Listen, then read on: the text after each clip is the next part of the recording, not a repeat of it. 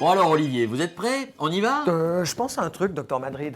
J'entends de plus en plus souvent parler en soirée de la parodontite, mais c'est quoi au juste? Bon, il faudrait penser à changer de soirée Olivier, mais blague à part, la parodontite, c'est une maladie qui après 40 ans frappe un Suisse sur deux. Je vous explique.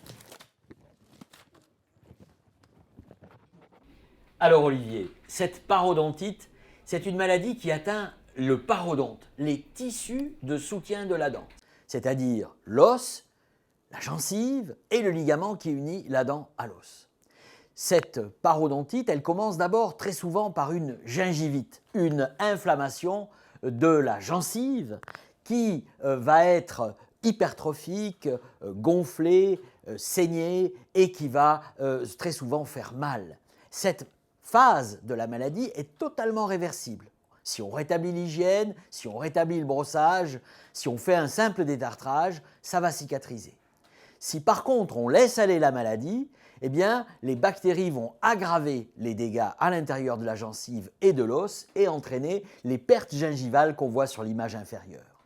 Ici, on voit que la parodontite, elle commence avec le creusement d'une poche parodontale qui s'infiltre entre la dent et l'os et qui est tapissée par de la gencive inflammatoire. On aura du saignement, de la mobilité, de la sensibilité et une mauvaise haleine. Bien sûr, la maladie peut être traitée, mais son traitement va entraîner des pertes définitives de gencives, telles que ce qu'on voit en bas. Après une parodontite active très agressive, on ne reviendra jamais à l'état antérieur.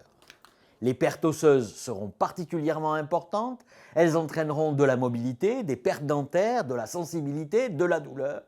Et même lorsqu'on a toutes ces dents en bon état, comme sur l'image inférieure, elles sont aggravées par le tabagisme. Alors Olivier, oui, la parodontite, c'est extrêmement sérieux. Alors vous voyez Olivier, en plus de votre visite annuelle chez l'hygiéniste dentaire, après 40 ans, pour éviter la parodontite, il faut voir votre médecin dentiste pour qu'il contrôle vos gencives et vos dents. Bon maintenant, on y va! Oh non, je voudrais pas vous embêter, docteur Madrid, mais avec vos explications très utiles, hein, on a perdu trop de temps. Du coup, c'est moi qui en ai plus du temps. Mais je vous le promets, je reviens le mois prochain. Et je peux vous le dire, mes dents vous disent merci.